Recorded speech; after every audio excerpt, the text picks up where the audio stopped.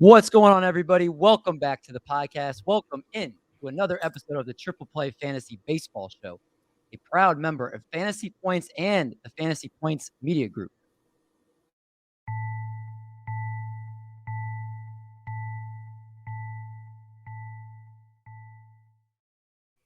Just a reminder that if you use code 211010, 10% off all their tools used for football for the rest of the season, plus 50% off now with the last few weeks of the season. They're adding that in as a Christmas gift, so you get 60% off. Sounds like a fire deal to me.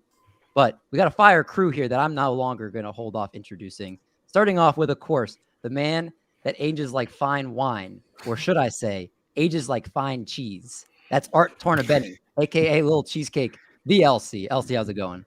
It's good, breaking out the bubbly and the buble because it is Christmas time. So fine wine, fine cheese, and some buble. Oh, man, you can't get much better than that. Hey, you're just a fine gentleman, Art. I just feel like you keep talking. I'm not used to having you to my. That's usually the doc, so it's a reverse of things here. But also, of course, got to welcome in the guy that we call the Miguel Cabrera of this podcast. That's Marty Tallman. How's it going? I didn't know that you guys called me that, but that's absolutely incredible. But yeah, I'm doing good, man. You know, holiday season's coming up. Just dropped the catcher ranks on the website. So yeah, everything's going good. Yeah, Marty's crushing those positional rankings one by one there. And I'm glad you did not ask me what the Miguel Cabrera of this podcast meant, because that could mean so many different things. And I assumed you meant he was on a contract you wanted to get rid of. See, I was like, I could be seen as a bad thing. So I was like, good, I'm glad you didn't ask. But yes, that first voice you heard is our first guest. Of course, we welcome in a Matt that when he says the phrase, "let's get started," you better pay attention. He's a writer, podcast host for NBC Sports Edge, a writer at The Athletic, and host of the Turn 2 podcast, not to mention the founder of Roto Fanatic. He's a Tout Wars champ, and his player breakdowns are muy magnifico. Ladies and gentlemen, the man with the Mets hat and the gentleman with all the data, it is Matt Williams. How's it going, man? Man, thank you. I sound a lot more impressive when you describe me. I'm excited to be here finally. I've been kind of talking to you guys forever, and I've just never been on the show. You got the shiny freaking intro.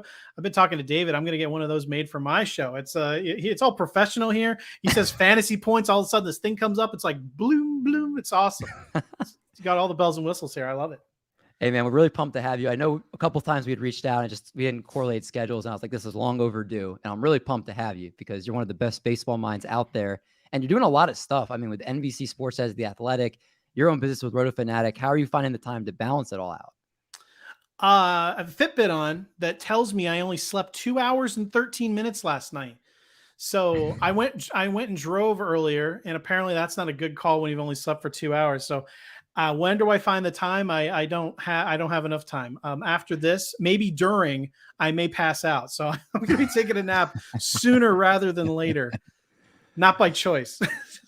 Oh man, you made me feel exhausted just listening. I mean, that's whew. Is this a normal thing? Like, are you usually only getting a few hours of sleep every night? It depends. It depends. During the off season, even though it's the lockout, everyone's like, I miss baseball. It's like, we kind of had the winter meetings a week early. It'd be dead around now anyway. If it comes back around pitchers and catchers, we really didn't do anything. So I'm doing everything I would now. The first year I did my player breakdowns. Anyone not familiar with them, it's just like hashtag 2022 player breakdowns. It's basically me breaking down a player that is requested by the audience. And I go through all the advanced data for them. It's like in a maximum post that Twitter allows. And I do them like every couple of days. Sometimes I'll do them several days in a row. But the first year I did them 75 days in a row. I posted one every day for 75 days in a row. Now that was tiring. So I'm a little better than that. But yeah, for some reason, I don't know. I've been pretty busy lately. I think that needs to be in the baseball record books. You know, it's like you have Lou Gehrig or your Cal Ripken's record. You have Joe DiMaggio. Yeah, Joe DiMaggio's. It's like Matt Williams. Player breakdown record. Well, everyone's like, hey, well, how can I separate myself in this industry? And it was like, a couple of years ago. So I'm like, I'm just going to do these. And then the first one I did was like Oscar Mercado, like back when people still believed in him. And then I did another one. I just did one every day. So I'm like, and then Vlad Sedler retweeted, this guy's doing them every day. And I'm like, okay, well, now I got to do them every day, I guess. So yeah, 75 days in a row is crazy.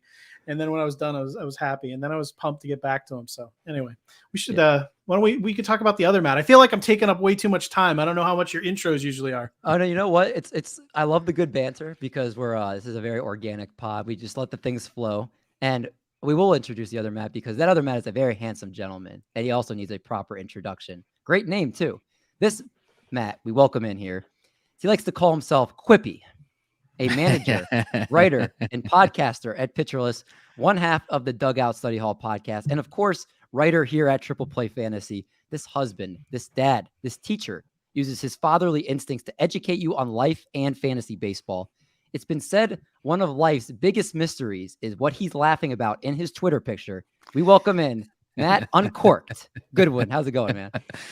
It's going great. You make me sound a lot better too. I was gonna give you a hard time for making me the second class Matt because there was no way I was gonna be able to follow. But I think you did a pretty good job selling me. Now I got to try and live up to the hype. Dude, you do, man. I mean, you already put out a couple pieces for Triple Play. You do amazing work. Your articles are fire. I got to ask you. Obviously, you're a little bit newer in the industry than Matt is. Yep. What made you want to get started? And then ultimately, obviously, you started at Pitcher List as where you first kind of started things. How did you eventually get to Pitcher List? I think this is, I don't know if this is the kind of story that you're looking for, but it was just kind of on a whim. I have always wanted to have some sort of a creative outlet. I play music. I like to write songs. Tried my hand at, like everybody probably has. I'm going to write a book. Yeah, it didn't happen. So I happened to see one day Nick tweeted out, we're hiring, and I was looking at the list of things. I was like, I'm not that. And one of them was op-ed, and I had done some op-ed writing in the past, and I like to write, and so I honestly applied on a whim. I guess I made him chuckle with my email that I sent in, and we got to have a conversation. And one of the things that Nick is really good at is cultivating a real positive culture at Pitcher List inside the Discord. And so I think that was one of the things that we talked a lot about is we'll find a spot for you. As long as it's a culture fit. I think that's really important too. And one of the things I've found being in this industry for just about a year now, it sounds weird saying being in this industry. I still feel a little bit like that little imposter syndrome with all that. But is that this is a very welcoming, positive, supportive community. People are really looking to help people who are trying to get in or support ideas. And it's been an amazing experience. So it was one of those things where I was like, you know what do I have to lose by trying? And now a year later, here I am. Put out almost 50 pieces for Pitcher List in season before in the off season last year, working on some stuff with them now, obviously putting out work with you guys. And I've got my podcast that I do with Alexander Chase. We call it Dugout Study Hall. We try and when it comes to numbers, I don't know how his brain does it, but it does.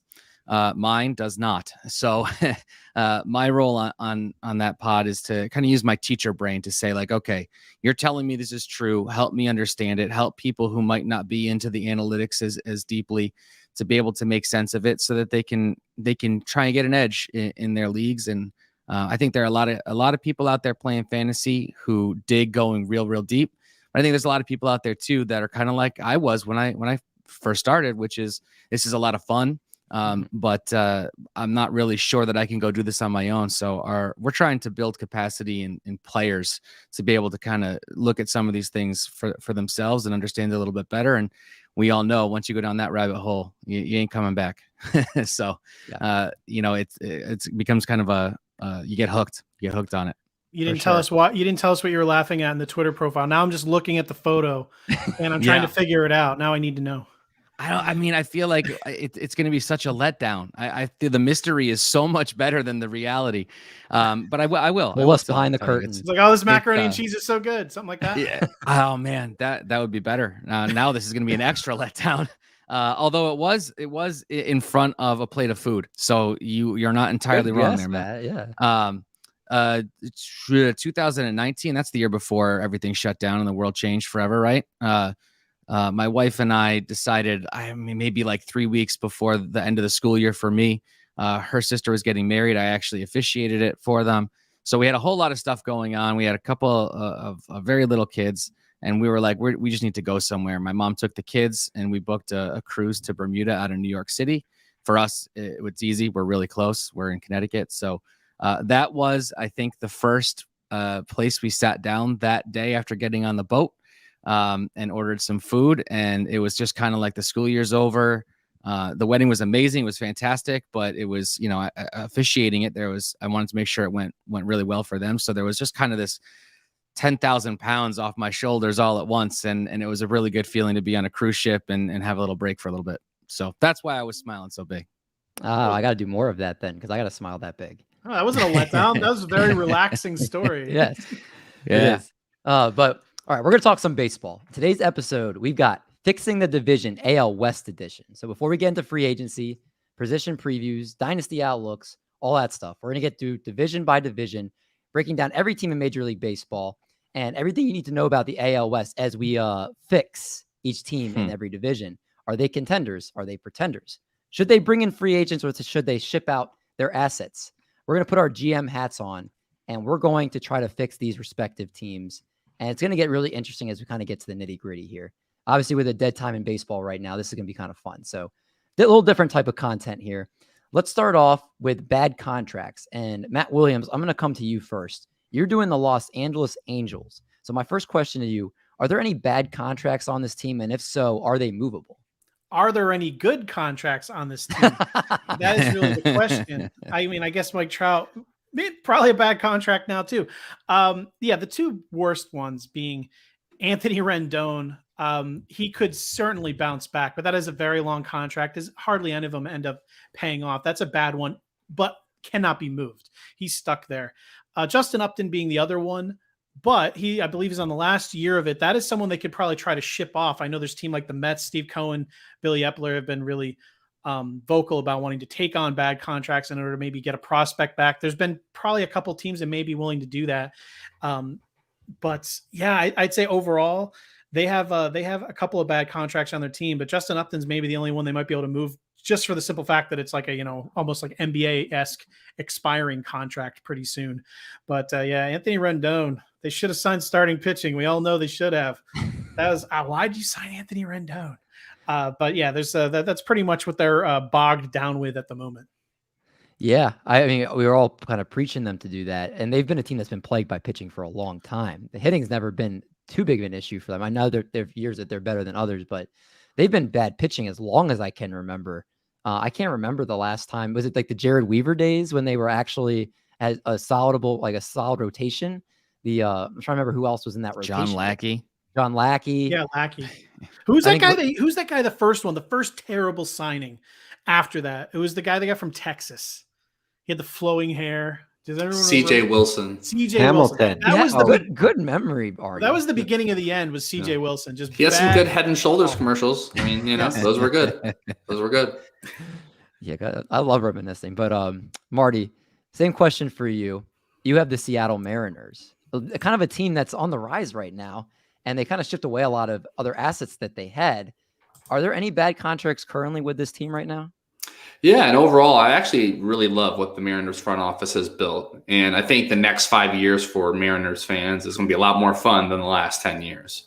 So now starting with bad contracts, I mean, overall, the Mariners have been pretty frugal with their money. I mean, they've kind of towed the line of not fully tanking, but not fully investing into their team. And they've done a really good job accumulating top-end prospects and making, small trades.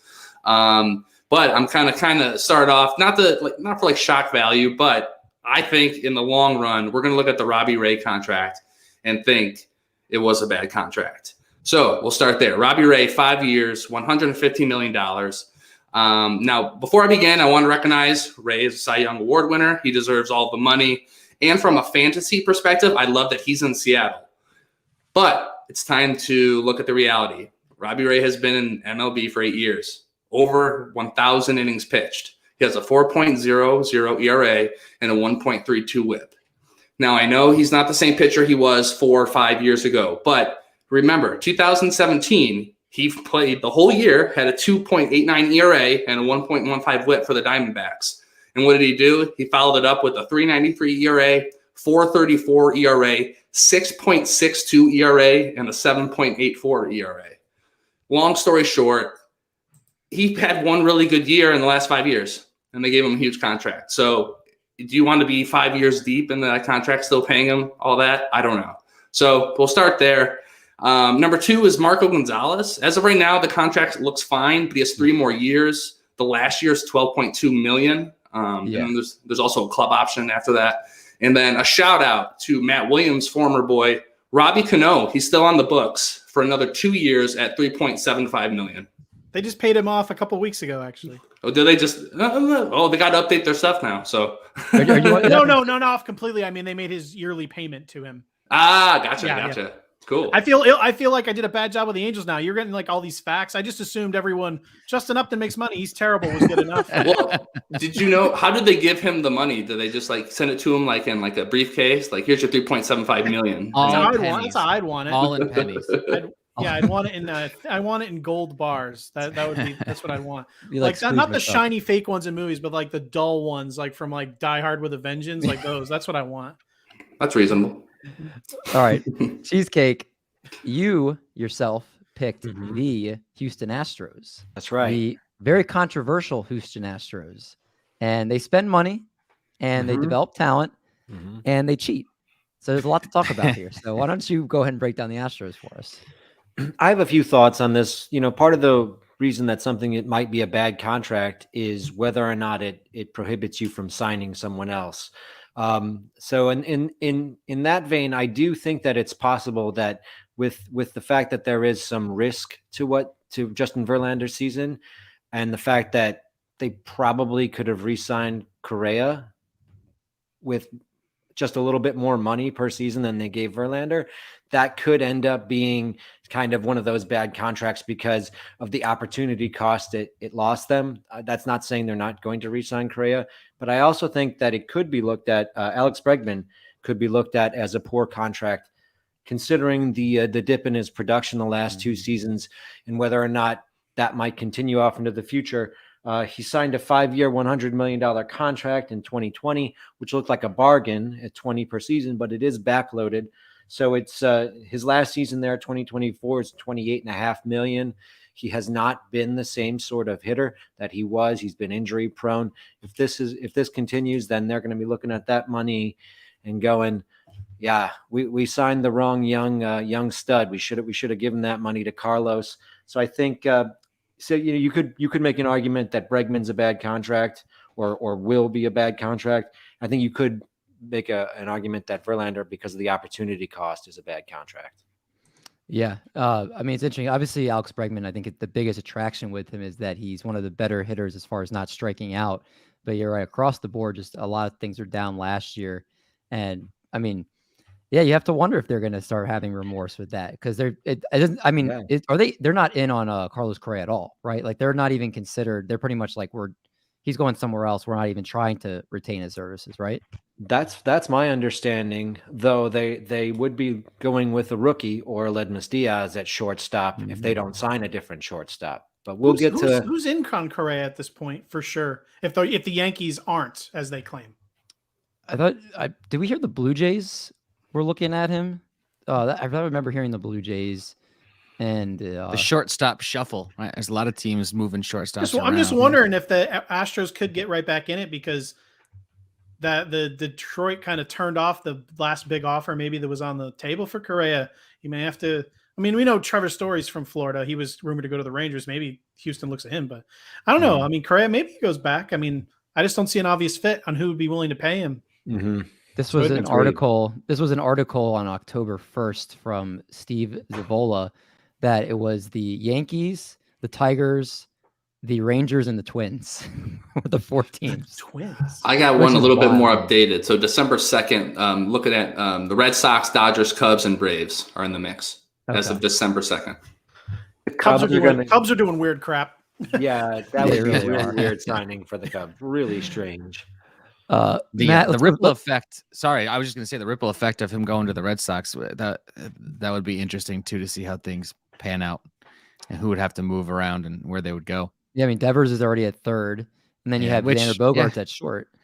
If you could convert Devers to first somehow, but I mean, first base is open for them, ish. But I don't know. It's not like Devers is lighting it up defensively at third base, but you got a pretty unless one of them would be willing to play second. Anyway, I didn't mean to derail you there. No, you're good. Why don't you talk to us about the Texas Rangers? Team that's spending money like it's going out of style this offseason. Yeah, that's right, Marty. Yes, dollar bills. The Johnny Manziel right now.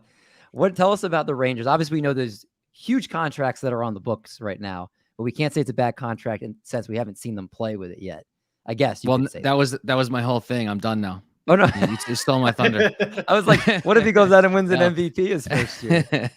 I mean, to your point, the Rangers aren't paying a lot of people very much money at all. So there's like 8 guys making any kind of money, and of those, 4 of them are brand new contracts. You got Seager, Semien, John Gray, and Cole Calhoun. So can you say that any of those are bad contracts yet? I don't know that you can. So I was gonna try to turn the tables a little bit and use my out of the box thinking and say that maybe the bad contracts the Rangers have are the ones they're not signing at this point. They still have tons of space up to the luxury tax threshold. They are still paying Odor and Andrews, which is not great, but you can't do anything about that. And we know that they have some holes at starting pitching. So, they did go out and get John Gray. They have some arms in the system. We'll get to that later on. But for now, maybe their bad contract is that they're not actively signing more people with some of that space that they have, because they're not really. Like I said, a lot of their money is in these new contracts. Semien and Seager have over 50% of their payroll right now for next Matt, year. Question for, I guess, the group and Matt. Like, do you think they can be considered bad contracts because they're minimum 4 years away from being serious? By the time they get to that, Semien could be well beyond not good anymore. And Seager will be a little later. By the time they're actually ready to go, I'm wondering if they made their move too soon. So I agree with you, Matt. Maybe they should be extra aggressive now, because if they're not, signing these deals doesn't make any sense, because by the time you're ready to go, these guys you just signed to lead your team will be kind of not out of their prime, but, certainly not what you paid for currently. Like, you kind of want to step on the gas pedal a little bit. Yeah, no, I think it's a fair point. They might be thinking that they're going to be contenders sooner than later. They do have Josh Young in the pipeline, so their offense might be fine. But their pitching very clearly is an issue. Mm-hmm. So I definitely think that if they're not being more aggressive with seeking that it does, the potential is certainly there for these to wind up becoming bad contracts in the very near term. You're absolutely right. Yeah, I mean, go ahead. I was just going to say the rotation. John Gray is their ace. Thane Dunning, Kobe Allard, John King, Taylor Hearn. And you got Spencer Howard, Glenn Otto, and AJ Alexi there too. And they had not like they have a great ballpark for not giving up home runs either. Like these, this is not like it's a pitcher's ballpark in this sense. Obviously, I want to turn a question to you, and then I'll let you. What you're going to say, Marty? Is there any chance Jack Leiter, you think, comes up this year? Because I think there could be a very, like, if the Rangers are kind of hanging around like kind of Seattle was for the wild card this year, and Jack Leiter's kind of tearing through the minor leagues, I wouldn't be shocked if like in September they called him up. Am I crazy? I think it has a lot to do with the CBA and how that goes, right? Yeah. Has to do with what they deal with the Super 2. That'd probably have a lot to do with the decision, right? Yeah, that's a good point, Matt. Marty, that's where I was going to go with it. Is I think that it's really going to be a baseball business decision, not necessarily an on the field baseball decision. Right. And piggybacking, that's perfect, Matt. Perfect segue. That's exactly what I was going to say, is that a lot of their moves may not be baseball moves. They might be business moves. Hey, we have this brand new ballpark. We have nobody to market this to. We have nobody who's selling jerseys.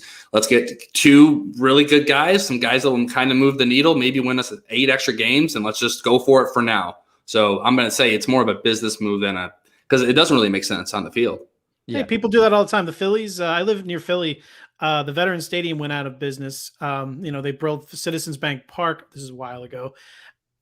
The fans wanted Scott Rowland back, and the Phillies owners did not want to sign him at all. They let him go, and he goes to the Cardinals, and that pissed everyone off. Then they get this new stadium. They sign like Jim Thome to this massive contract, and everyone's like, why couldn't you just give him the money to Rowland? But it's kind of a similar thing. It's like, all right, new stadium, let's kind of get it going. So yeah, that makes sense. Just they'll, they said in the end, this isn't our money and they're going to make plenty of it anyway. So in the end, who cares, right? And that's a perfect segue because there's a team that doesn't make a lot of money and doesn't spend a lot of money. And I'll just quickly touch on Oakland, the Oakland Athletics. And Scott Genstad, I love you. And researching this team, I can see why as an Oakland A's fan, you'd be super frustrated because you really like read into what their contracts are and that they're trying to get rid of some of these guys. Just staying with the bad contracts. Bob Melvin's gone. He's on the Padres now. So they actually don't even have a manager, but they're under $72 million in payroll right now so far for the next year. Elvis Andrews is the worst contract right now on that team. He's got 2 years left on his 8-year, $120 million deal. He's making $7 million this year. And then he's a $15 million player option next year. So he's going to take that player option. So that's not a great contract. Matt Olson is actually up to $12 million this year, and he's ARB 3 eligible. And Chapman is ARB 2 eligible at $9.5 mil. Chris Bass is ARB 3 at 8.8. And then you got Minaya at 10.2. He's ARB 4. And then Montas 5.2. So pretty much these contracts aren't too bad. And a lot of these guys like Bassett and Minaya, they're going to be free agents after this year. And they're pretty much, the A's have already said that they're not going to be bringing them back in their way of basically saying it. So they're probably going to be trade candidates that we'll talk about later on. But guys, they declined a $4 million option on Jake Diekman, which Jake Diekman's a pretty decent reliever. $4 million for Jake Diekman is not a stretch to have in your bullpen. And they declined that. That just shows you how cheap they are. And actually researches their opening day number has only reached above $90 million one time. And that was in 2019 before the pandemic wiped out, obviously in 2020. And so they're not going to go anywhere close to that number. So they're definitely going to be trading a lot of guys. So we'll kind of touch on that later on. Let's now go to the next segment and let's talk about the biggest assets for every team. So who are your team's biggest assets? And do you think they're keeping them or are they going to move them for future parts? So we started with Matt Williams. This time we'll start with Marty. And Marty, why don't you tell us for the Mariners? Woo! I could be here for a while, man. This is something that the Mariners have done a great job, and that's piling on top tier prospects and really good young players. So let's start off with the prospects. So the Mariners currently have 4 prospects in the top 35, according to MLB Pipeline. Number 1, Julio Rodriguez, outfielder. So he's the number 2 ranked prospect in all of baseball in Class A and AA. He batted .347 with 13 home runs, 21 stolen bases. His OPS was over 1,000. He looks all of the part of an amazing talent and someone that we're all waiting for to be called up hopefully this year. Then you can look at the young arms and George Kirby and Emerson Hancock. Kirby is ranked 33rd overall. Hancock is ranked 34. So, I love what I'm seeing there. Kirby has a 2.48 ERA. And 105 strikeouts in over 92 innings. So, more Ks than innings. So everything looks good there. And Hancock has a 2.62 ERA with 42 Ks and 44 innings. We know he has good stuff, but, the strikeout's not going to be there right away. Then we can just move quickly to Logan Gilbert and Jared Kelenic. I'm loving everything. I heard Eric Cross's ears just perk up. Oh, yeah. That's his boy. It's starting with Gilbert though. And I agree with what SP streamer, Michael Simeone said as well. He's going to be a workhorse. I know he's only 24 years old right now, but, last year he pitched 119 innings. He had a K- B-ball percentage of 1.9%. So to put that in the context, he's between Joe Musgrove and Walker Buehler. His FIP was 3.73, a lot better than his ERA. And then, Kelenic, I'm hoping for a bounce back for him. He has all the tools to do so. I think, he's made some adjustments, so we'll see there. And then just lastly, the Mariners could potentially have the best bullpen in all of baseball next year. Yeah, they're really building a nice contender in Seattle. Hopefully they can all put it together this year and the Mariners can actually get into the playoffs. I think, if I'm not mistaken, aren't they the team with the longest playoff drought right now in Major League Baseball? I'm pretty sure they are. I'll double check. I think you're right. So they're doing all the right things, and let's hope it kind of starts connecting the pieces here. Cheesecake, Astros, a lot of assets there, but they're not usually selling these guys off. So I'm assuming that they're probably keeping these guys. I would imagine pretty much all of their, big ticket assets are contributors on the major league team right now. They have a lot of good young pitching. Garcia, Valdez, Urquidy, all fairly young pitchers. good, but they are needed in the rotation right now, especially if they're hoping to contribute to compete. Their farm system is, what you would expect from a team who's been in the World Series picture for the past 6 seasons. They have no top 100 prospects. Their top prospect is a catcher named Corey Lee, who didn't become a full-time catcher until 2019. They also have a Cuban defector named Pedro Leon, a shortstop outfielder who seems to have a high ceiling, but he's still pretty raw. And Forrest Whitley, he's still hanging around in Houston. He still has some promise, but he is coming off of TJ. I don't think they have any young tradable assets. They possibly could do that sort of poo-poo platter of volume of young players to get something, but I don't think they have really the material to pick up a big trade right now. Matt Williams, if you own Luis Garcia, or you roster Luis Garcia on any type of dynasty team, are the first good offer you get, are you selling him, or is he somebody that you believe in what we saw last year that can carry over into this year? Both. I think that all the adjustments that he make, and he's one of those guys that works really hard. I think what we saw is pretty legitimate. The problem is in Dynasty, I don't think you're getting a legit offer worth taking. He's one of those guys where if you have him, you believe in him. If someone else wants to pay for him, they want to pay below probably what he's worth to you. He's just one of those players. So I think it's kind of an impossible situation in Dynasty. So I think you have no choice but to write him out, but I'd want to anyway. Yeah. I mean, he kind of, for people that didn't know who he was in the playoffs, the Rock the Baby, and for people that did roster him all season, he was one of the best pickups all year. He carried you to that with a mid-threes ERA all year and was delivered a lot of quality starts down the stretch. So I agree with you, Matt. I think no one at any point probably now is giving you what you're would sell him for or anything, around that value. Matt, Goodwin, why don't you tell us about the Rangers and their assets? Their biggest asset right now is a new stadium. And that's about it. I mean, obviously we talked about the signings that they made. They've got some names coming, Seager and Semien, and Cole Calhoun is a huge star. They've got some guys in the pipeline, 2 in the top 50, in Josh Young and Jack Leiter. Again, ETA, I think to Matt Williams' point earlier, the ETAs might not make a lot of sense in terms of what they're trying to build for right now. There's some hype on Cole Winn as an arm that might be coming up soon, and especially in that space, he should get opportunities when he's ready to come up. But aside from that, I think that a lot of their assets tied up in the cash that they have sitting in the bank. Yeah, and they're probably not done spending this offseason. They're going to have more assets, I'm sure, if hopefully the MLB stuff ends and they can get back to work here. I think the CBA is going to be huge. I think that a lot of that maybe mid-level talent, and there's some guys that we can maybe talk about later who they might wind up going and signing after this is all done. But they probably want to know the landscape of what the CBA is going to be for certain types of players. The Marcus Semiens and the Seagers of the world, you sign them when you can get them. But some of that maybe mid-level talent, they might want to see what the actual final deal is before they're going to commit to those kind of guys. Right. That makes sense.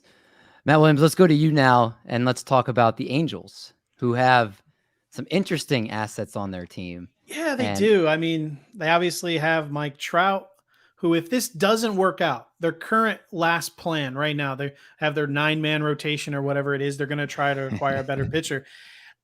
While Ohtani is there, they're bringing up Walsh. While they have their young hitters up here, if they don't start to do well, it could turn real quickly, and he may want out of there. I mean, no one thought Nolan Arenado would one day just speak up after signing his contract. By the way, I want out of here. It could happen with Trout. So he's not going anywhere, but it certainly could happen. But that's more of just an exciting thing to talk about. Shohei Ohtani is an amazing asset. He makes hardly any money, especially for what he's capable of. He's going nowhere. There's no reason to trade him unless someone just offers you the moon. He makes no money. He's stuck there. The interesting players are their young major league prospects. The guys that just came up, Jared Walsh, Joe Adele, Brandon Marsh. Those are the guys to watch. And Reed Detmer is one of their top pitching prospects. Not that they need to get rid of pitchers, but the big thing for them is that they're going to look into acquiring like maybe with the Reds or even Oakland. I don't know if they feel about doing in division and trying to go out there and get, like a Molly or a Castillo or one of these guys like a Manea. And it'll probably, if they look at a guy like Luis Castillo, they'll probably have to dip into that Marsh, Adele, Detmers area. So I think they're an interesting team as far as when the lockout comes out, because they have some young hitters that I think that they are going to be willing to move because they need to improve that rotation. I know they got a lot of people. They have a lot of bodies in Ohtani, Syndergaard, Sandoval, Lorenzen, Suarez, but you don't know what you're getting out of Syndergaard. His floor is beneath the floor, and you know what his ceiling could be, but his first year back from Tommy John, I don't know about that, or full year. So Sandoval, I like a lot of Tani. You never know with his health either. Last year, we weren't sure we were going to get preseason. Obviously ended up being amazing. But yeah, I would say, Marsh, Adele, Walsh, Detmers. I would be stunned if they're all there by opening day. I think they're going to try to make a move for a starting pitching. They struck out with all the major ones. And unless they want to settle for like a Carlos Rodon, which, is something they could certainly do. I think that I think they're going to be making a trade, possibly like the, like I said, like the Reds, Oakland, something like that. Yeah, and you mentioned Patrick Sandoval, who, real quick, I'd be remiss. Is he fantasy baseball's biggest darling early on in the offseason? I feel like I've seen his name floated around everywhere, and everybody's like, Patrick Sandoval season, let's go. Or Matt, are you as big onto Patrick Sandoval as I've seen others? I've actually been on him for 2 years, so I feel like I'm now nose blind to it. Like I got him 2 years ago when he gave me nothing. I was on him last year early, so I finally cashed in, and now he's going to be too expensive. So I had my 1 year of being happy with Patrick Sandoval, and now it's gone. Last year I had my year of being happy with Brian Reynolds, and now he's expensive. You got to get in early, because then everyone gets too expensive. It's sad. Yeah, very true. That's kind of how I feel with Dylan Cease from last year. Like now he's going super, super early. But real quick, before we move on from the Angels, just real quick around, do you think that does anyone think there's a 0% chance Mike Trout ends up getting traded? Does everyone think he just finishes his career with the Angels, or do we think he has to move at some point? Because I don't have any confidence that the Angels are going to put together any kind of well-made team for him while he is in his prime here. I have the best comparison for you. He's the Matt Stafford of MLB, where he's going to be with the Angels for so many years of them losing, and then they're going to mutually agree for him to go somewhere else because they're like, you've been with us for so long, we want to give you a shot to win. This could be another 4 or 5 years maybe, but like I think it's going to be a Matthew Stafford situation. What do you think they could get? What do you think they could get? Like if they made him available, let's just say things went to crap, All-Star break around or next year where they suffered some terrible injury, nothing's worked out. They need to reboot, and they put him on the market. With the amount of money he makes, what kind of return do you think they could realistically get that they would accept? Yeah, I think that's the problem. I think the issue with baseball and obviously NFL comps is that the business side is so different.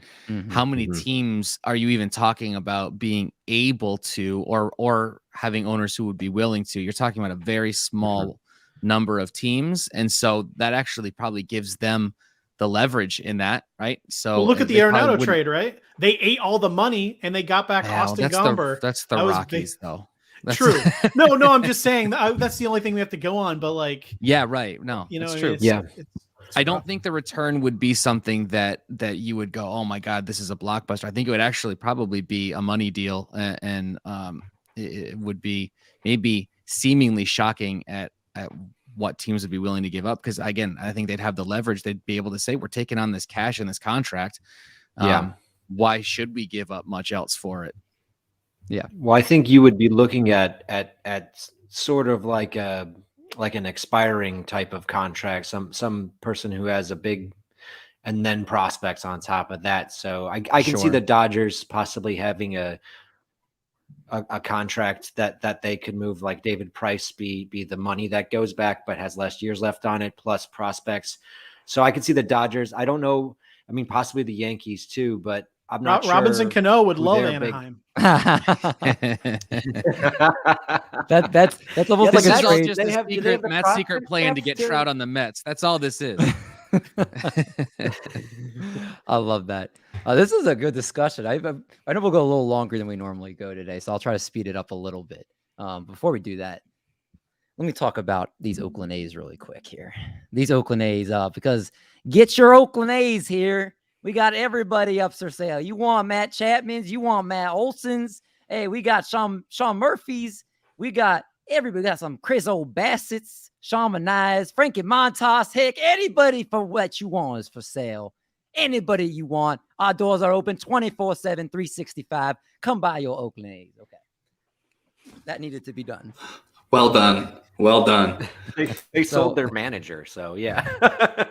That's honestly the point. Yeah, it's like, so obviously, like right now, their biggest asset looks to be Matt Olson.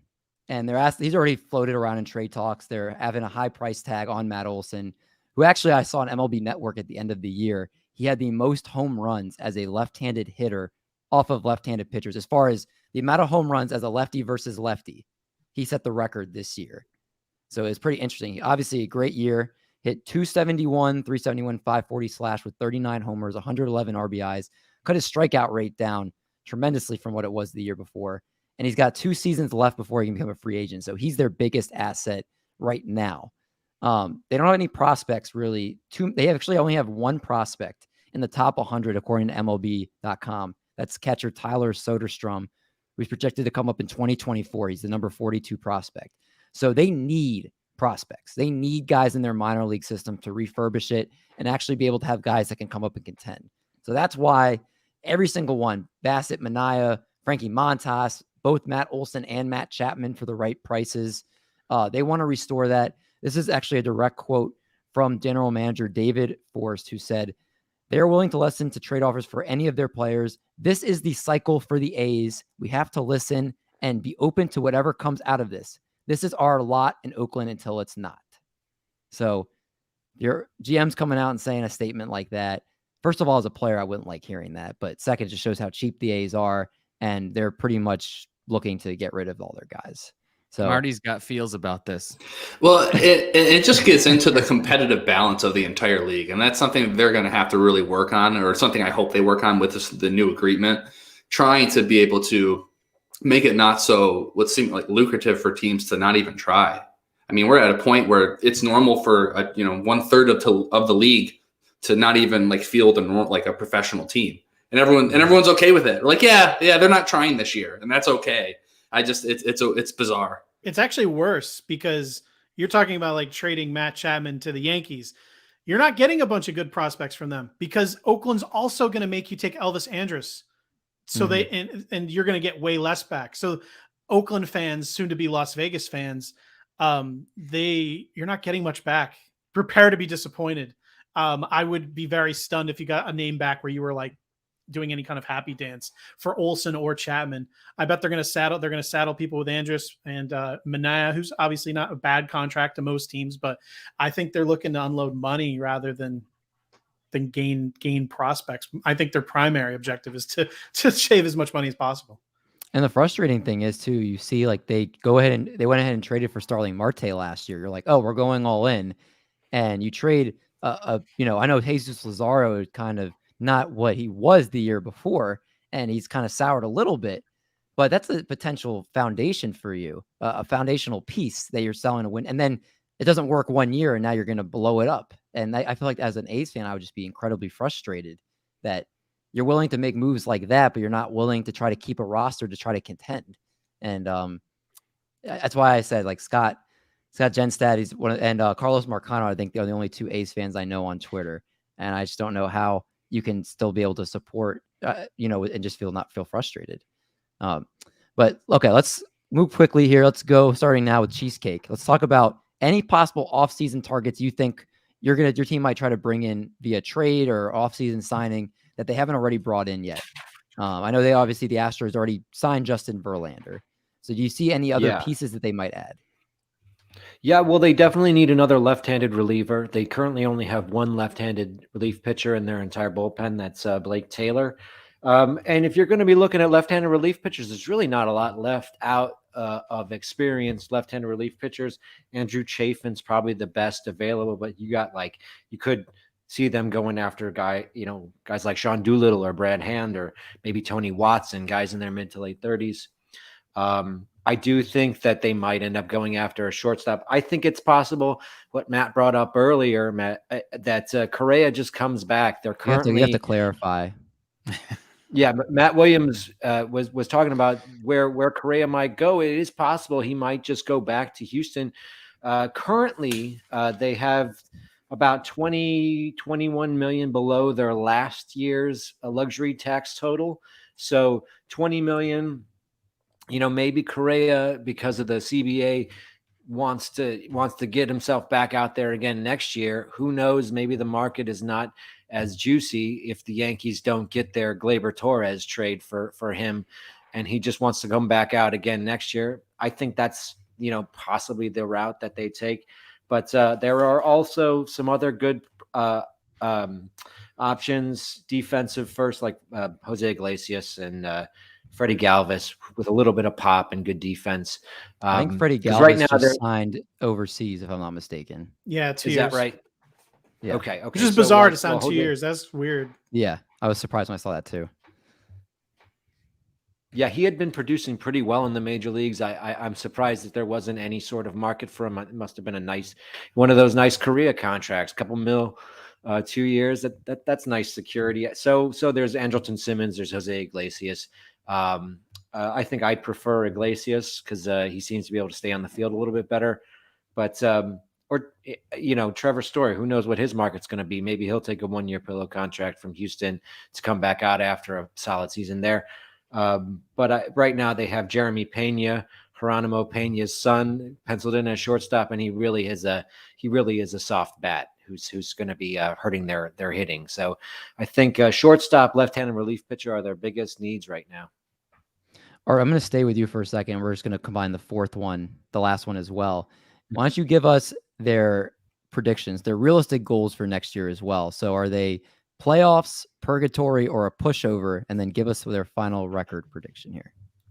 I mean, I think that they're a playoff team. This is a team that has survived without Correa for big stretches over the last few seasons. They're a little bit older, but they still have, they've developed Kyle Tucker. They still have a lot of good hitting. Their pitching staff, they have a lot of good pitchers. If I was drafting right now, I would be looking at a guy like Jake Odorizzi as like a nice late draft pickup to get some early innings for them, because it's possible McCullers might be out to start the season.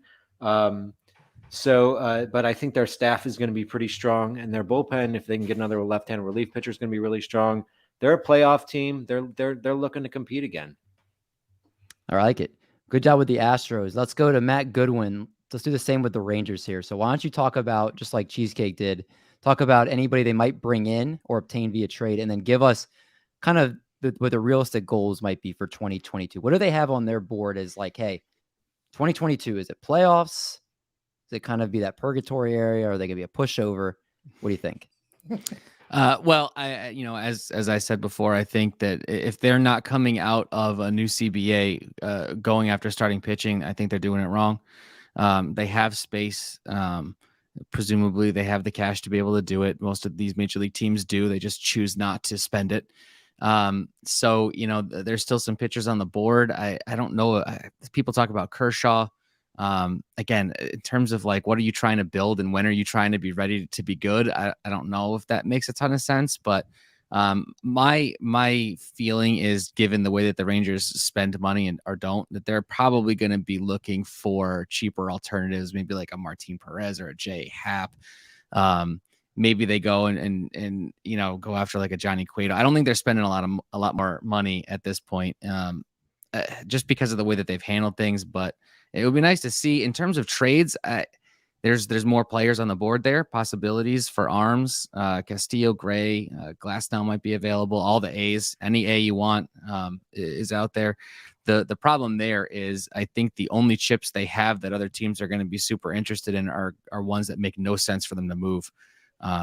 They have a handful of those top prospects, and I think that if they wind up signing Semien and Seager and then trading away Young they're not moving lighter. It wouldn't make any sense. So I'm not really sure exactly where their heads are at, obviously. But my guess would be they're going to try and find a couple of cheaper arms on the other side. And, honestly, the way they're set up for next year, it doesn't feel to me all that different from maybe 2021 Red Sox light. I did not expect the Red Sox to be good last year as a Sox fan. My joke at the beginning of the year was their goal was going to be to not lose 100 games. And the Texas Rangers did lose 100 games plus last year. So in terms of playoffs, I mean, under the system that we have, I don't think they have a chance. If the new CBA brings in a different system, expanded teams, 14 teams make it, and they catch fire and get a little lucky here and there, I think that would be their only chance. But I don't think they're going anywhere in 2022. You mentioned that they might bring in some other pitchers. Is Zach Davies a free agent? Does anybody know? I believe so. I believe he is. I will on this. Yes, he is. I will on air right go. now donate. Okay, I'm going to donate regardless, but I'm just going to try to think of a way to do this. If Zach Davies is not a Texas Ranger, I will do something because it just literally feels like it's going to be a Texas Ranger sign to bring him in. Whatever it is, I need you to be in that cowboy hat doing it. Deal. I will do something in that cowboy hat and donate to some charity if he signs with the Texas Rangers, because I literally feel like it's too perfect a match. You see it and you're like, they need pitching and he's going to be low cost and he's going to eat up innings and be better than potentially some of the other guys. Zach Davies is going to Texas. You heard it here first. December 15th. Put it on the board. All right. Matt, let's go to the Angels. Another team that could potentially be buying for the Zach Davies services right now. And let's talk about the same questions for you. I gotta assume they wouldn't be in on a guy like Davies only because they've kind of filled up their mediocre portion of their 9-man rotation. I think they want to make an upgrade. They have Ohtani, Syndergaard, Sandoval, Lorenzen, Suarez. I don't think they have another room for just another like Jag. I think they'll be in there for Castillo, Molly, Gray, and Cincinnati. I think they'll be talking to the Marlins, who've been talking about wanting to move one of their young pitchers, and Pablo. Like I said, they have the young outfielders that they can move. I think Miami and Anaheim actually match up the best. I don't know how they'd be willing to work in division. I think Oakland's at a point now where they don't care, but Tyler Wade's the starting shortstop for the Angels currently. If they were willing to eat Elvis Andrews, they could probably get, Chris Bassett or a pitcher off of Oakland very easily and not give up much at all, which would probably be ideal for them to improve their rotation without actually having to give up any of their young hitters. Because if they did trade one, they'd have a hole and they'd have to just acquire someone else, which is always a possibility. So yeah, I think most likely their lineup looks pretty done. I don't think they're going to sign anyone of value. I mean, they could bring Iglesias back again. Like I said, Tyler Wade's currently the starter. He's actually a little underrated. He's fine there if they had to go there. Their bullpen's in pretty good shape. They signed Aaron Luke to like a pretty big contract. They got their lefty. They got Iglesias back. They got Mike Myers. So, I mean, they're kind of set up with what they want to do. They're just not good enough. They need to be completely healthy. So as far as their record, I have them going like 81-81. I could call that purgatory. I don't think they can get out of their own way. I think at this point, everyone talks about Aaron Judge being injury prone, Mondesi. I mean, Mike Trout is there. The chances of him playing a full season right now are about 0. Ohtani, he had such a great year. I was leading the charge for his MVP since like May. He came in, I think he had like a torn UCL, didn't he? Everyone's worried about DeGrom this year. Yeah. I mean, he never had that fixed. Ohtani had that. So you always have to worry about that. Rendon, he's always hurt. It's just, there's just too many ifs here. I cannot see them. They need everything to go right for them to do well. They have room and time to improve their team, but the track record doesn't suggest they're going to put enough together. So yeah, I think they're around a 500 team, maybe a little better, maybe a little worse, depending on the other moves. But yeah, they need too much to go right for them to actually contend. I feel so bad for Mike Trout and all the talent that they do have that just they never make the playoffs. Every year they kind of tease you and they never can pull it off. And is anyone here more enthusiastic about them than me? Because I mean, the names are there. They could do it. They need a lot. They need a lot to go right. They do. And I wonder their pitching coaches in general. It seems like they haven't been able to develop any pitchers there, which kind of scares me. Marty, I'm going to let you. I was thinking maybe I'll go first because the Mariners, I'm sure, are a lot more of a positive note than the Oakland A's. So maybe we'll end this segment on a light note. Really quick, Oakland, 28th best farm system according to MLB.com. Only the Astros and White Sox rank lower. And they're going to need to bring, obviously, pieces we talked about before. Maybe like a Chris. Excuse me. They're going to bring pieces in there. Try to ship guys out to bring in guys for their farm system, but guys that I think that low cost that they could fill roles. Chris Archer, potentially like an Odubel Herrera or something like that. They need outfielders, obviously, with Marte and Mark Canha gone. So those type of moves are what's coming for Oakland. I would expect guys that are going to be very, very cheap that could potentially be average for you, or for them. But I think mostly they're just going to be trading for minor league pieces. They're not going to be bringing in too much there. Very depressing. And as far as their record, I see them. They're always in some type of purgatory. They end up winning games they shouldn't. They hang around.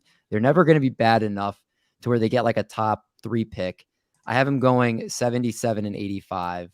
And again, which will be just kind of bleh. And Marty, why don't you close this one out now with the Mariners? Let's give us some optimism. Yeah, let's be a little bit more positive. So the Mariners already signed Robbie Ray, as we already talked about. They traded for Adam Frazier from the Padres. They needed to shore up their second base spot. But what they need to do is get another pitcher. So their current rotation is Robbie Ray, Marco Gonzalez, Chris Flexen, Logan Gilbert, and Justin Dunn. If they are serious about making a playoff run this year, they're going to have to sign at least one more arm. Now, I don't know how invested they are, so maybe a Michael Pineda, maybe a Zach Greinke kind of sticks out, someone that moves the needle a little bit, but nothing too crazy as far as having to invest, more than 2 years in them. Yeah, and then another big bat. They still don't have that big bat, so any of them would do. But they're going to be. This isn't their year. I'm going to say purgatory, 75 and 87. Oh, 2023. Wow. Come see your Mariners. They'll be ready. Another year. I don't think they can wait another year, Marty. You're kind of raining on their parade right now. We're putting a lot of pressure on a lot of young guys to expect them to be able to do that. And is Mitch Haniger going to have another amazing season? Do they sign a Nelson Cruz or someone to actually really shore up that 4 or 5 spot? As of right now, no. All right, so as it stands today, Marty is out on the Seattle Mariners in 2022. Interesting call. I respect it because you're one of the few people I think that aren't optimistic on the Mariners. So is it possible for an entire division to all have losing records? The Astros ain't having a losing. No chance. That's true. But I agree. Yeah, the rest would be I wouldn't be shocked. But let's get ready to close out the show triple play style. We know how we do here. Starting off with the question of the week, which is sponsored by Monkey Knife Fight. Triple Play Fantasy is an official affiliate to Monkey Knife Fight, the fastest growing sports betting site in the United States. New depositors receive a 100% instant deposit match up to $100 using promo code Triple Play. All right. Question this week from Mr. Marty Tallman. Which famous baseball character from a movie would be the best fit and would help your favorite baseball team win now, and why? Now, I texted the original script to Matt Williams yesterday. And then when Marty sent me the question later in the day, I was like, okay, I'll send it to Matt in the morning. Send it over.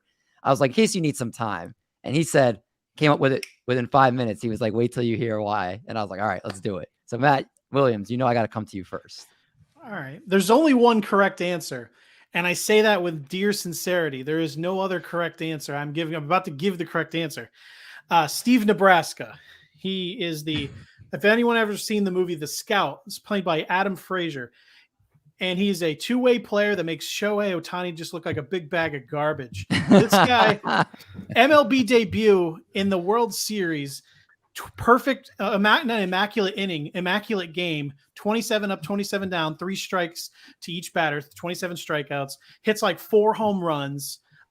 Yes, he would be probably outlawed in MLB. They would probably not allow him to play. So yes, he's the player I would add to the New York Mets. I would be very happy. He's already proven he can play in New York. But yeah, he's the guy. Maybe we could throw him out as not being allowed to play because I just think he's perfect. He's King Kong. I have one to combat that. That? I'm going to go around the board first. Is Godzilla going to burn the field to the ground? Could kill everybody? It's a different angle to the question. But I like that answer. That's a good one. If anyone hasn't seen that movie, though, watch it. Albert Brooks and Brendan Fraser. It's freaking awesome. What year is that from? Is it from the like late 90s? Yeah, I want to say probably 98, 97. Yeah, it's probably like mid 90s around there. Those are the best movies for sure. That time period. Matt Goodwin. What about your answer? Well, I interpreted this as fictional characters, so I went a little outside the box. I can give you my honorable mention, which is a movie, but I went with Sam Mayday Malone from Cheers for the Texas Rangers. He's got that swagger, he's got that confidence, and I think that that's exactly what the Texas Rangers need in a starting pitcher right now. Either that or the kid from what was it, Little Big League? That would work too. The manager? No, the you mean Henry You Rowan mean Gardner, rookie of the year? Yeah. Rookie of the year. Oh, I loved him. Yeah, that's a great answer. Yeah. I thought you were gonna bring the little kid managing the Twins. Like he'd be a good manager. Nope, misspoke. Sorry about that. They had Ricky Henderson signed. He screwed him. He is shady dealing. Marty, what's your answer? So the Detroit Tigers, we have a bunch of young guns up there, so I'm really liking our starting pitching, but we need a relief pitcher. I like Gregory Soto, but he's not ready to for the closer role. Joe Jimenez, we've seen how that plays out, so we need Kenny effing Powers on the Detroit Tigers in his prime, throwing smoke, lubing the deals. Yeah, man, we need KP, dude. He needs to bring the swag to Detroit, the mullet, everything. When he came out to the Hulk Hogan theme, oh God, so great. Did that come to you right away when you came up with this question, Marty? It did, yeah. I felt like that was the safe answer. My other answer was going to be the character that Wesley Snipes plays in like that 1995 baseball movie where he's essentially Barry Bonds, but you can't say that because the Tigers need a big bat. So that was my runner-up. John Dowd. 2000 MVP 2005. Shout out. That was one of my answers. Ray Burns. I think his name was Ray Burns, maybe. I think so. Yeah, something like that. I don't remember. But the KP, we need him. I like it. Cheesecake, what's your pick? So I just want to, is that the one where Robert De Niro was stalking? Yes, Wesley Snipes? exactly. He's hanging out with the son and all that. Yeah. Okay. It's a good one. I went with because I'm a Cubs fan and we have very few arms in our system. I went with the prospect Ebby Calvin Lelouch from Bull Durham, Nuke Lelouch. Now Ebby, he has an electric arm, great prospect. Right now, he's only a 2-pitch pitcher. According to the movie, my memory of it, he only throws a fastball and a curve. He might need to develop a changeup so that he can stick in the rotation to come to the major league level. But right now, that electric arm gets some control. We know by the end of the movie he is in the show, so he has progressed. Spoiler alert. So obviously, if you haven't seen Bull Durham yet, I don't know. When you started with the Cubs, I thought you were saying we need some veteran leadership. We want to bring in Chet Steadman. No way. He couldn't even pitch. Yeah. Well, theoretically, in his prime, he'd be good. Yeah. Like what is it? Who's Kevin Costner? What's his character from For Love of the Game? Billy Chappell. He's like a run down at the end, but apparently he was really awesome. Yes. It's funny. He was talking about filming the last scene. He said I must have thrown like 200 pitches to film that last scene. My arm was sore for like 3 weeks afterwards, which is really funny. But Ebby Calvin Lelouch, we got ourselves a prospect. And the Cubs haven't had a good pitching prospect since Greg Maddux, so it's pretty sweet. Well, Mark Pryor, sorry. Yeah. It's pretty Kerry sweet. Wood, man. Kerry. Yeah, Kerry Wood, Mark Pryor. Yeah, then Dusty Baker came along and all that was gone. So my pick, John Dow was one of the ones I thought of. I'm sorry. I stepped all over your You're good. So some other ones that I had in mind. You guys seen Bench Warmers? Yeah. Mm-hmm. You guys remember Carlos? Yes. Carlos in the Twins lineup is we miss Nelson Cruz. I want Carlos out there hitting cleanup for us because we need him. And then the other one, just in that same movie, because that's like one of my favorite baseball movies, is just Gus in that movie because he's not only does he do everything, he basically takes a team of guys that have never played baseball and they actually win because of him. He's also like the best motivator. He's the best, like, you're doing good. Come on. Like everybody, whole team like plays well better than they should. I'm like, if you put a Gus on every single team, with guys that already played baseball. Like, how much better could they get? And that's what the Twins need. Ted Lasso. We need that. You Yeah, got it. You have to listen to the Ellen Adair and Eric Gill podcast where they review baseball movies, and their review of the Benchwarmers. They destroy that movie. They trash it. Ellen's so smart too. What? Yeah, they trash that movie. I love all baseball movies. I don't care how bad. If I'm homesick, I'll watch Major League 3. I don't care. Downtown Anderson, put him on my team. He's ready. He's a complete hitter now. I know this has been done before, but when you just basically do a draft of the people from movies or fictional characters, I think that needs to be done again sometime soon, because it's been a while with all this nothing going on. I think we need that. Those are always like really fun to listen to. But on that note, let's go to the last segment of the night. It is the game of the week, hosted by Marty. First game ever. Marty, you are hosting. You are the man of the hour. What are we playing? I'm hosting, man. Yeah, I'm excited. So it is now time for the triple play game of the week. For this week's game, we are taking a look at current and retired MLB players who have other talents, hobbies, or careers, either during when they're playing in the league or after they retire. So again, these are going to be players that have a talent, hobby, or another career while they're actually playing baseball or after they retire. All right. So to start, I'm going to give you the player's talent / hobby, and you will have to guess who that player is.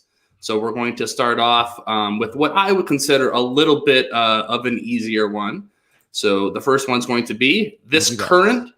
Yeah. Are we ready? Everyone ready? Am I right? How do we buzz in? We just shout it out. No, I think you said like you'll start out like with Matt. Yeah, so we'll start. We're gonna start off Matt Williams. I'm gonna go left to Matt to Mendy. So I get the easy one. Okay. So when I don't get it, I look like a big old moron. Got it. Exactly. Do we all like get a shot at answering it before you tell us the answer? Yeah. So what I'm gonna do is I'm gonna let Matt answer, and then let Matt answer, David answer, cheesecake. Boom. Okay. All right. Cool. All right. So the first one, this current MLB pitcher just recently competed in rodeos, roping cattle under the fake name Mason Saunders. Oh, I can just spit it out?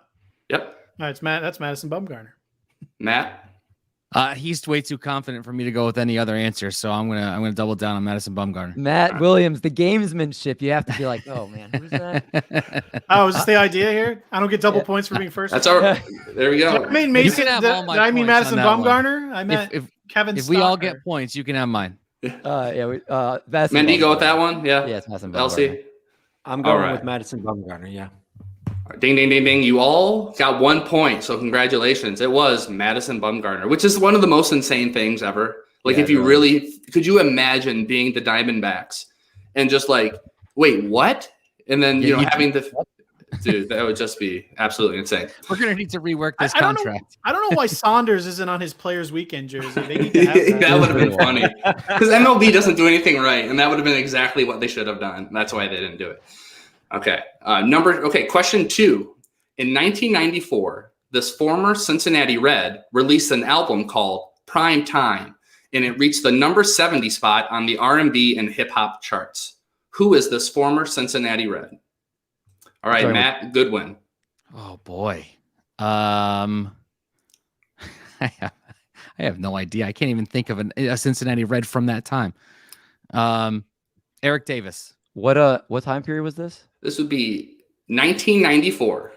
Oh, I was gonna say Brandon Phillips, but that's before his time. God, I've read from 1994, Marty. Yeah. Goodness gracious, I don't even know. We need the clicks on our keyboards and our computers right now. I'm gonna take a big fat L on this one because I'm gonna date myself and say someone before that time or someone after that time. So I'm gonna take an L. I'm out. He's out. All right. LC, what do we got? I'm gonna guess Dion Sanders. Yeah, it's Dion Sanders. Ding, ding, ding, ding, ding. Prime time. You guys were focused on the wrong part of it. I heard that. I didn't know he played for the Reds. For the Reds. I don't remember him playing for the Reds either. He did. I believe in 94. He had a really good season for the Reds. Mm-hmm. Mm-hmm. All right. Yeah, you guys are keeping your own score. All right. Mm-hmm. So. Yep, I got 10 points right now. It's amazing. All right, number 3. This former Yankees player who went back to school to get his music degree has recorded songs with Bruce Springsteen, Bella Fleck, written a book with Paul Simon, and has been nominated for a Latin Grammy Award. Who is this former Yankee player? Oh my God. Mendy, we're starting with you. I'm going to say Bernie Williams. Okay. LC? I am going to piggyback on Mendy and say Bernie Williams as well. What? Bernie Williams. Okay. Matt Williams. No idea. Alfonso Soriano. Okay. I hope you're right. I really hope you're right about that. I was going to say Bernie Williams before anybody else did, so I'm going to stick with that. And the correct answer is Bernie Williams. Oh, yeah. I'm proud My of myself answer was now. just so much funnier. It was a lot. Alfonso Soriano is the roadie. He does all the equipment now. All right. So who's got what? I've got 2. I've got 2. 3. Oh, Ooh, cheesecake with the lead. Okay. All right. Marty. Treat the tree. Yep. I have 10. All right, let's do. Why don't we do? We'll do 5, just since we're already hour 11. Okay. So 5 more or just 5 up total. to? We'll do 5 total. Okay, cool. So this is number 4. This former MLB pitcher is now a professional photographer who studied photojournalism at the University of Southern California from 1983 to 1985. This pitcher's work has been published in Spin magazine, Metal Hammer magazine, and even Rolling Stone magazine. Who is this former MLB pitcher, now professional photographer? All right. LC.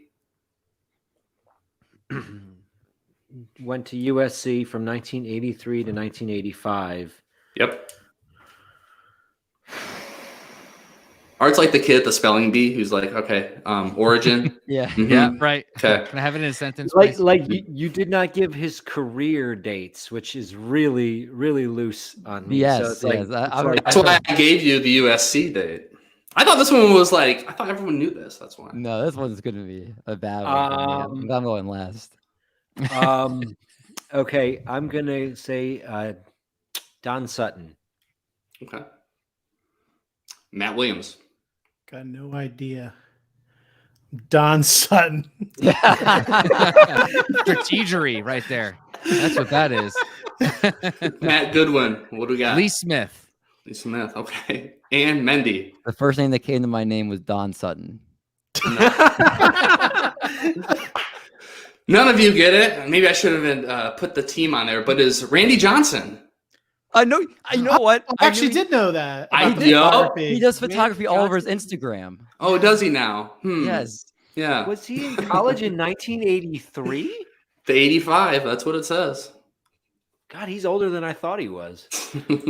All right. So the fifth one, and Art, you're up by 1, right? Everyone else I guess has if one of 2. us time, we'll go to a All right. tiebreaker. Okay, cool. So this former Giants starting pitcher is now a full-blown country singer.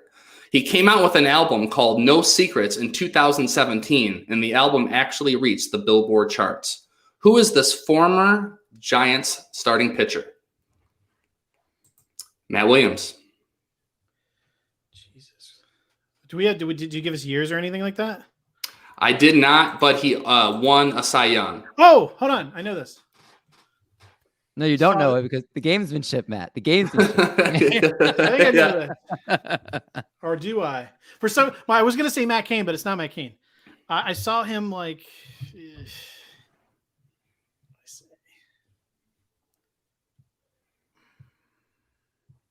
I want to see Barry Zito. Saying Barry Zito. Final Here. answer. Yeah, that was my final answer ish. I like it. It's good enough for me. Matt Goodwin. What do we got? The first name that came to mind was Lincecum. Timmy. Yep. I could see him up there. Grateful Dead. High as a kite. I could see it. All right, Mendy, what do we got? Barry Zito, I think, was the one that popped into my mind. Barry Zito, I think it is. Okay. Cheesecake. Yeah, Zito. It is Barry Zito. I tried to throw you off, Art, but you're too smart. Barry Zito is the correct answer. All right, congratulations. And shout out to all the Major League Baseball players who are multi-talented. I know MLB does not do a good job of celebrating you, so that's why we do it instead. Yeah, sorry, I don't have my soundboard hooked up, so That's you don't all get right. an I'll take it. Oh, he makes his own sound. Makes his own There we tune. go. I like it. On that note, let's get both Matts out of here. Let's start with Matt Williams. Matt Williams, thank you so much for coming on the show tonight. Ton of fun, and really happy that we actually got to finally get you on here because it was definitely long overdue. That was a lot of fun. Thank you for saddling me with the Angels. You sent me, you're going to be representing the Angels. I'm like, what do I do to you? But it was a lot of fun. Thanks for having me on. Of course, man. Can you please plug all the great stuff that you do to our audience? You know, where you're writing, all the stuff you put out on Twitter, everything like that. All right. NBC Sports Edge. Now back to Roto World. Pick a company name, guys. I work over at The Athletic, rotofanatic.com, the Turn 2 podcast, and follow me on Twitter. That's where I do a lot of my work. MATTWI77IMS. Awesome. And then, of course, Mr. Matt Goodwin, again, thank you so much. You do awesome work with Triple Play, and glad to get you on the show tonight, too. Plug all the great stuff you're doing. Well, thanks for having me, for sure. And I when you told me I had to do the Texas Rangers, I was thinking that, boy, the people who like the Rangers have suffered enough. So I'm glad we made it to the end. I write over a pitcher list. I do a lot of different stuff in season. I was doing like best moments articles, and I write different pieces. I've got a Kyle Schwarber piece I did in the off season that's out. I did a piece about radical realignment over there with some crazy ideas about how MLB could restructure its whole system. And I do Dugout Study Hall with Alexander Chase. That's also a Pitcher List pod. And then obviously my work with you guys.